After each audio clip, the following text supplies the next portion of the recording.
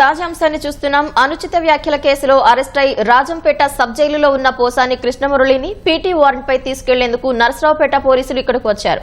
పోసానిని ముందుగా ఎవరికి అప్పగించాలనే దానిపై జైలు అధికారులు నిబంధనలు పరిశీలిస్తున్నారు. మరింత సమాచారం మా ప్రతినిధి మురళిని అడిగి తెలుసుకుందాం. మురళి, పోసానిపై ఏ జిల్లాలో కేసులు నమోదయ్యాయి? ముందు ఎవరికి అప్పగించే అవకాశం ఉంది?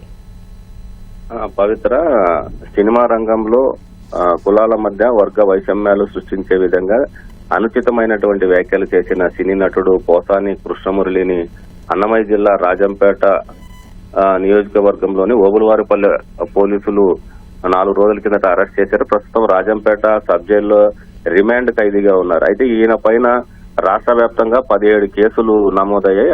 ఆ 17 పోలీస్ స్టేషన్లకు సంబంధించినటువంటి పోలీసులు కూడా పీటీ వారెంట్లు కూడా సిద్ధం చేస్తున్నారు. ప్రస్తుతం 3 జిల్లాలకు సంబంధించినటువంటి పోలీసులు రాజంపేట జైలు అధికారులకు పీటీ వారెంట్లు కూడా అందజేశారు.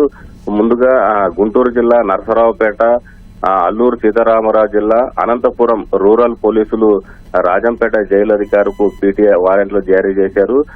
అయితే 3 పీటీ వారెంట్లు ప్రస్తుతం పెండింగ్ లో ఉన్న నేపథ్యంలో ఎవరికి ముందుగా పోసాని కృష్ణమురళిని అప్పగించాలనే దానిపైన కూడా జైలు అధికారులు ఉన్నతాధికారులతో సమాలోచనలు చేస్తున్నారు.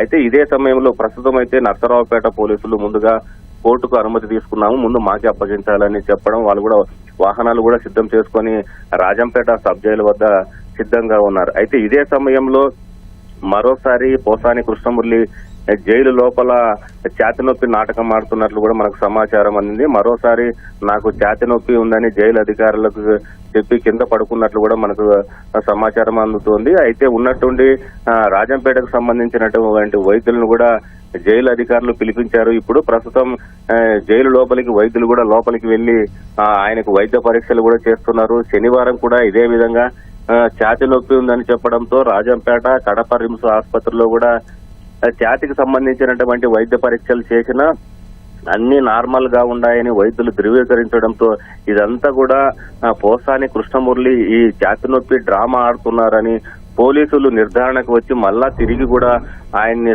రాజంపేట సబ్ జైలుకు తరలించారు. అయితే ఇప్పుడు